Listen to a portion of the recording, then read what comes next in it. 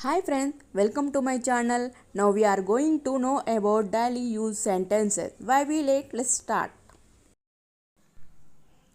It's not a rocket science. ఎదుటి వ్యక్తికి పని చెప్పినప్పుడు నాకు రాదు, తెలియదు, చేయలేను అని అన్నప్పుడు it's not a rocket science అని మీరు చెప్పొచ్చు. ఎందుకంటే నేను చెప్పిన పనిలో ఏ సైన్సో లేకపోతే టెక్నాలజీలో ఎంత మాత్రం లేదు.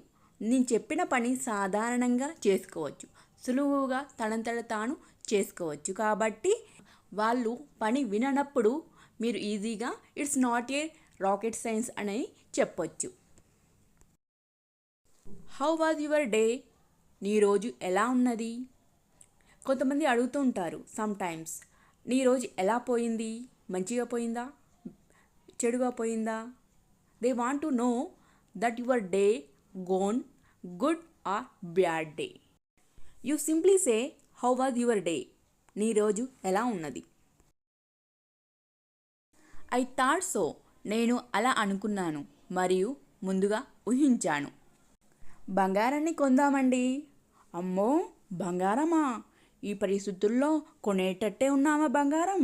నేను అనుకున్నాను మీరు కొనియ్యరని.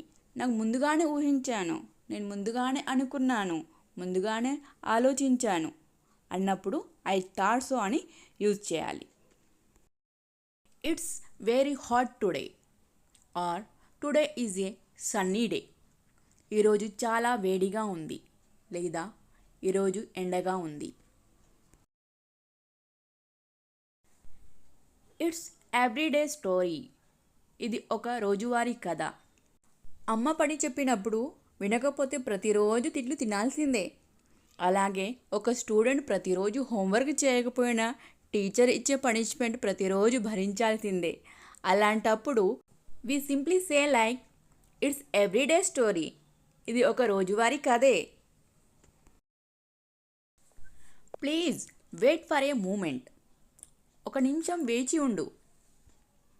పనిలో బిజీగా ఉన్నప్పుడు అది కావాలి, ఇది కావాలి, అది చేసి పెట్టు, ఇది చేసి పెట్టు అన్నప్పుడు ఎదుటి వ్యక్తి please wait for a moment అని అంటారు. ఎందుకంటే అతడు ఆల్రెడీ బిజీగా ఉన్నారు కాబట్టి. ఒక నిమిషం వేచి ఉండు, ఒక నిమిషం ఆగు. Swear on me that you are not lying. నువ్వు అబద్ధం చెప్పడం లేదని నా మీద ప్రమాణం చెయ్యి. నువ్వు అబద్ధం చెప్పడం లేదని నా మీద ఒట్టు వేయి. Swear on me that you are not lying.